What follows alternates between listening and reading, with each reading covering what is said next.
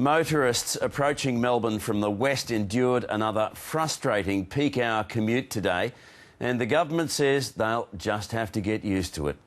Roadworks to add extra lanes to the West Gate and Bolte bridges will drag on for another 18 months. The Premier says the works are a necessary evil, but is considering some form of compensation, which, as Alison Savage reports, may involve waiving tolls for a time.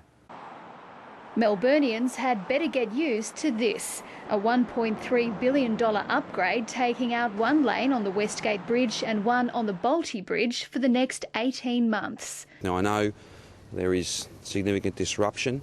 I apologise for that. This morning, day 2 of the works, it took up to 70 minutes to travel roughly 12 kilometres from the Western Ring Road to Montague Street over the West Gate Bridge.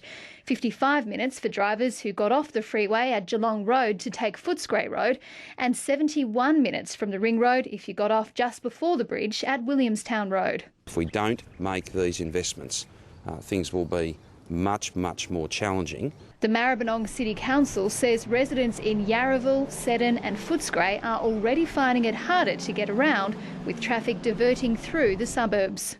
It's certainly not ideal if people are rat running, particularly on local streets. People should try and do the right thing and stick to the major roads. There are no tolls on the West Gate, but the government is waiting for a report from Vic Roads before deciding whether to waive tolls on other parts of the CityLink network to compensate drivers for the disruption. That real data will be collated and will be presented to government in coming days. You know, I think Victorians are over the excuses. We had an option, which was East-West Link Stage 2. That was a second crossing to the West Gate Bridge. Daniel Andrews scrapped it. At this stage, there are no plans for extra trains to encourage people off the roads. It would be really good if the government did look at providing more public transport, if that's at all possible. Only 18 months to go. Alison Savage, ABC News, Melbourne.